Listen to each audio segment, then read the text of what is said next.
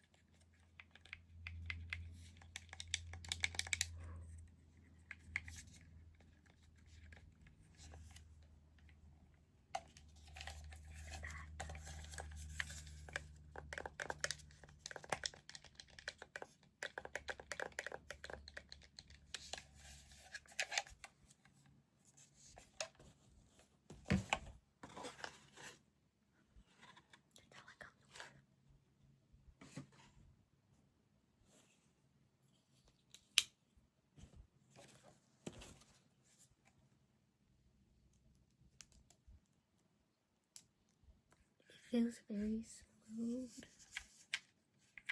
and durable. I like how the nunchucks feel.